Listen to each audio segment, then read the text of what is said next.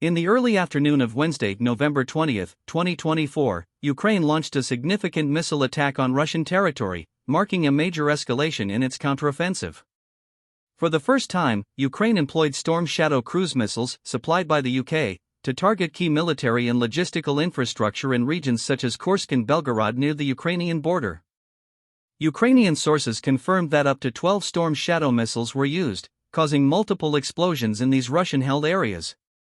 These attacks are part of Ukraine's broader strategy to disrupt Russian military operations and supply chains deep within Russian territory. The missile strikes follow just a day after Ukraine used ATACMS missiles, supplied by the US for the first time. These long-range Western weapons had previously been restricted to Ukrainian territory, but on November 17, 2024, President Biden authorized Ukraine to use US-supplied long-range ATACMS missiles to strike targets within Russian territory. Their deployment inside Russia signals a significant shift in Ukraine's military approach. Reports suggest the strikes caused extensive damage to ammunition depots, military storage sites, and other critical infrastructure. These strikes have had a significant impact on Russian military capabilities and have heightened tensions between the two nations. Russia claimed to intercept several incoming projectiles using its air defense systems. According to Russian defense officials, a significant number of the missiles were shot down, though exact figures remain disputed. Russia's air defenses, including S-400 and Pantsir systems, were activated in regions like Belgorod and Kursk, where explosions were reported. In response, Russia has vowed to retaliate and continue its assault on Ukrainian cities. On November 22, 2024, Russia launched retaliatory missile strikes, including the use of advanced ballistic systems. This marked a significant escalation in the conflict. Russian President Vladimir Putin confirmed that one of these attacks involved a medium-range ballistic missile targeting Ukrainian military facilities. The strikes caused considerable damage and heightened tensions in the region. Russia used an experimental intermediate-range ballistic missile, the Orshnik, against the city of Dnipro. This missile strike was framed as retaliation for Ukraine's intensified counteroffensive and the Western supply of advanced weaponry like ATACMS and Storm Shadow missiles to Ukraine.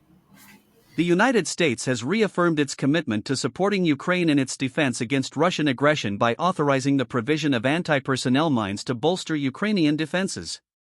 This move, announced on November 20, 2024, comes as part of a broader package of military aid, including $275 million worth of munitions, artillery, and anti-tank weapons.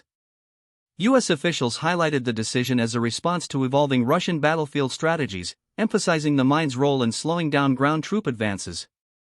The Biden administration's decision is seen as part of an effort to strengthen Ukraine's position in its counteroffensive, especially as tensions remain high following Ukraine's use of Western-supplied long-range missiles to strike Russian military infrastructure. There is significant political debate in the U.S. about continued support for Ukraine, especially as President Biden accelerates aid in anticipation of a potential shift in policy under President-elect Donald Trump. Republicans are divided on the issue. Some support robust assistance to Ukraine to counter Russian aggression, while others, particularly in Trump's camp, advocate reducing aid, arguing that Europe should bear a greater share of the burden. Biden recently directed the Pentagon to expedite remaining military aid before Inauguration Day, signaling an urgency to sustain Ukraine's defense efforts amidst ongoing Russian offensives. Trump has been critical of the financial commitments to Ukraine and has indicated he might reduce support or tie further aid to peace negotiations. This approach could mark a significant pivot in U.S. foreign policy, particularly if Trump's administration prioritizes a settlement over continued military backing. Would be landmines that are not persistent. We can control when they would self-activate, self-detonate, and that makes it far more safer eventually than the things that they are creating on their own. As Trump is known for unpredictable policy decisions, experts are cautious in forecasting his exact approach. His public statements suggest a mix of demands for European contributions and potential conditions for U.S. aid, aiming for a faster resolution of the conflict. Ukrainian President Volodymyr Zelensky has expressed concerns that without consistent Western military and financial aid, Ukraine risks losing its war against Russia. We have our production, but it's not enough to prevail, and I think it's not enough to survive.